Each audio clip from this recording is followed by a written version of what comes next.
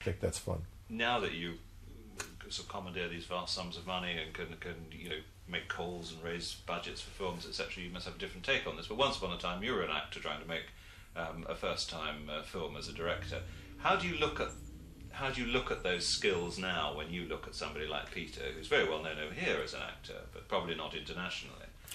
Well, I have a great deal of empathy for someone in that position, and I find it terrifically exciting, actually, to do. On two levels, I find it exciting. Silly as it sounds, it actually makes me feel useful in a curious way that I wouldn't feel if I were producing stuff that somebody else could produce. It gives me an opportunity to do the kinds of films which I rarely get an opportunity to do as a director. They're smaller, more out-of-the-way films, slightly offbeat. We've done a lot of them at Mirage, this little company that I started in '85.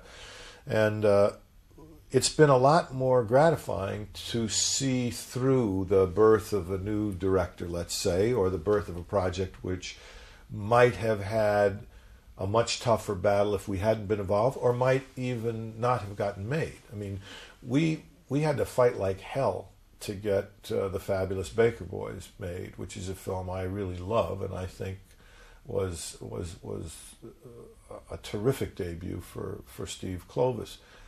Every studio turned it down. Everybody turned it down. It was really just because we were standing behind it and beating up on everybody that it got made. And that's very gratifying. And so doing those kinds of things, it's good on a couple of levels. It does, as I say, make you feel useful. And it gives me a taste of kind of filmmaking that I don't think going to get a chance to do as a director. People don't send me those kinds of offbeat little films anymore. I always get these sort of monster budget, movies with movie stars, and you sort of get in a little pigeonhole, and you're your own worst enemy. You can kind of keep repeating it, and so that's what happens. Can you imagine